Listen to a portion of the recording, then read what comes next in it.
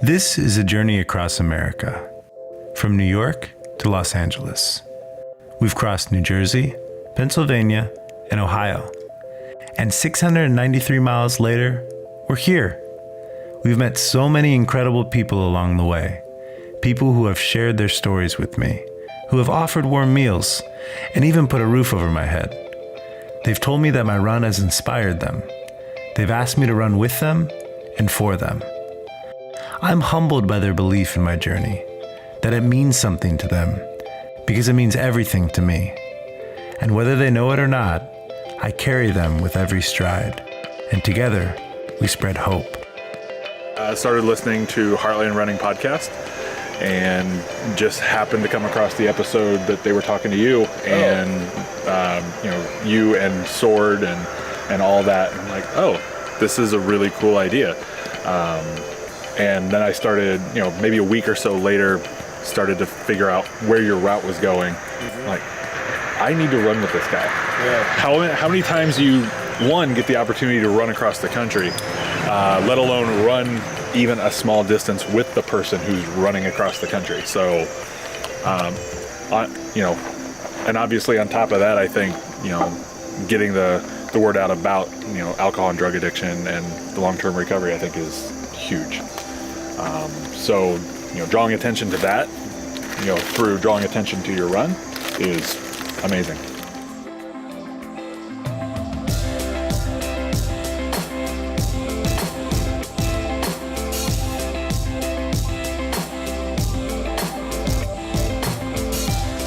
I wish you nothing but the best, man. Thank you. You've got this. Thank you.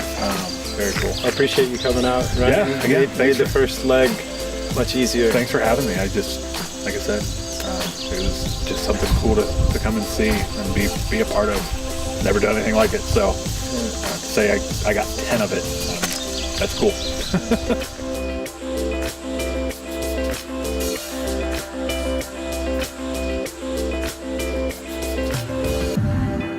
Stories are human. They're how we connect, how we learn from each other and become inspired. They have the power to change us and expand our perspective, even build bridges, and they need to be shared. Because we're such a small town, but even though we are small, we were having a lot of overdoses, a lot of drug arrests. Mm-hmm. We'd arrest people, they go to jail. A day later, they get released. Day after that, they overdose. Yeah. We arrest them, they go back to jail, they get back out. So, to me, it just seemed like we were making a lot of effort to arrest people for drug possession and not enough effort to get people into treatment. So we started this drug initiative, and it basically started November of 2015. I'm working in my office, and this girl comes into my office, and her name is Nicole Walmsley. I was born without a human bond, so I was very disconnected and didn't understand why. Okay. As time went on, I got bullied in school because I was smaller than everyone else. Self-mutilation was my first drug choice. I know it's not a drug, but I didn't fit society's standard of what was portrayed to me, and that was my way of punishing myself. And it was a control thing, escape. And I tried meth when I was 17. Nothing really stuck with me. Had a kid at 19, and then I had a medical issue that needed surgery, and the doctor prescribed me Vicodin. And that one time taking it was like all my brokenness that I didn't know was broken was fixed. And during that time, I got out of an abusive relationship, and I started taking more than one. And I lost my job after surgery, and my parents are like, my daughter was 1.5 years, and they're like, why don't we take her while you figure out your life? And I thought I failed. So I started snorting my pain meds. They took me off of them, and then I got sick. And I didn't know why I was sick. And then my friend's like, oh, you're dope sick. And I'm like, what does that even mean? Yeah. And he's like, well, I can get you oxys. It was a couple steps up from what you were taking. And I'm like, okay. So I justified it. She's a former addict. She was sentenced to prison for multiple felonies, and that's where she detoxed. And once she was released, she hit the ground running and basically got these programs started. Very tenacious, very outspoken. I've been arrested 18 times, incarcerated 496 days. I have 2 felonies, 14 misdemeanors, 4 countywide. When I was a kid, if you were a heroin user, I mean, you were like the lowest of the low. Yeah. I mean, it wasn't the bankers and the, college degree people. It was, but now it's totally different. I mean, we've had, in our program, we've had clergy, we've had people in the medical field. I mean, we've had some really successful people that started on the pills and then went over to heroin. So I would say it doesn't discriminate. It could be anybody. 2007, my drug dealer switched out to heroin, and I would not take it. I didn't want anything to do with it. He's like, "You're going to be sick tonight. How about I just give you this bag for free? And if you come back tomorrow, I'll make sure you have your pills." And I thought he cared about me, and I never went back. But I was never going to shoot up. That's not me. I'm not a junkie. But it wasn't about getting high. It was about feeling normal. Yeah. And I shot up once, and that day I married heroin. I sold my soul. I sold my morals. We had a period last year where I had 4 overdose deaths within 6 months. Now, you have to understand, Lodi is a 2.1 square miles. It's got less than 3,000 people in it. So 4 during that period of time is quite a bit for a small community. And from November 2012 to March 2013, I stayed clean. But on March 14th, 2013, I made the conscious, clear decision to relapse. I thought that it was heroin. I only did it a little bit. It wasn't. It burned every vein in my body. I knew I was dying. I prayed for death my whole addiction, and this was the first time that, before you fall out, there was just a, shit, I don't want to die, and you're out. And occasionally I have people walk up to me and go, "Why don't you just let them overdose?" That's, especially when you're Narcaning them more than a couple of times.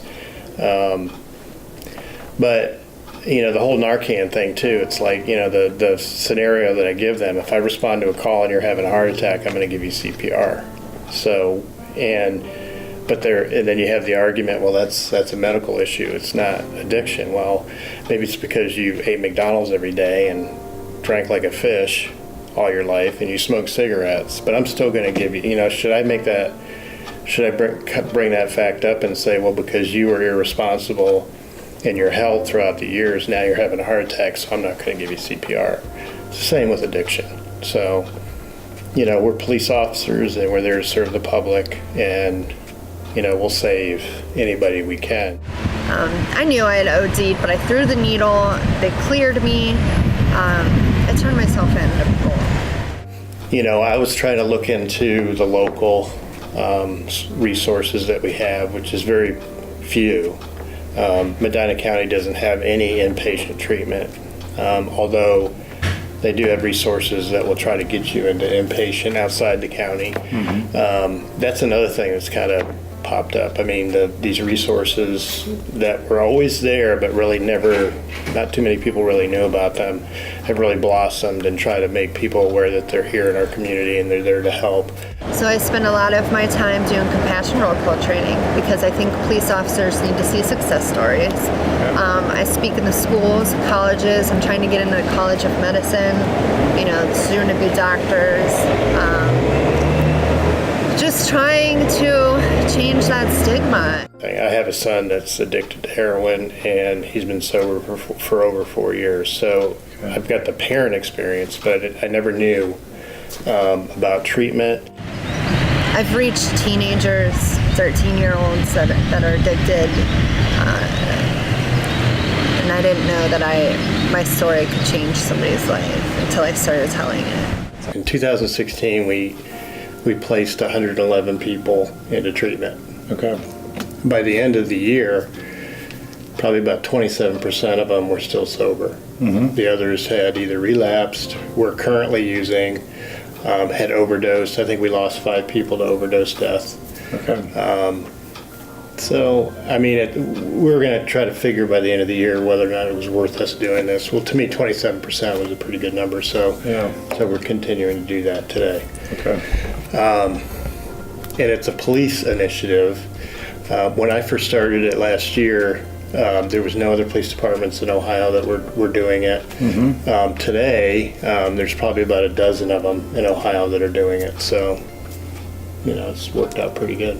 And when somebody told me, they planted a seed in me, I was like, yeah, okay. But later on, what they told me, it changed me. So you never know, like my story, you might mention it to somebody somewhere else and they'll hang on to that. Yeah. There's no specific thing. You guys are doing it. You're spreading the message and you're doing it on foot. So it's pretty impressive. That is crazy. I can't help it.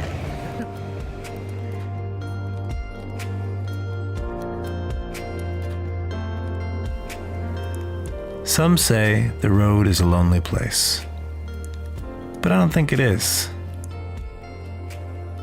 The end of each day feels like a victory to me. We don't know what's down the road, but that's part of the journey. So we continue west.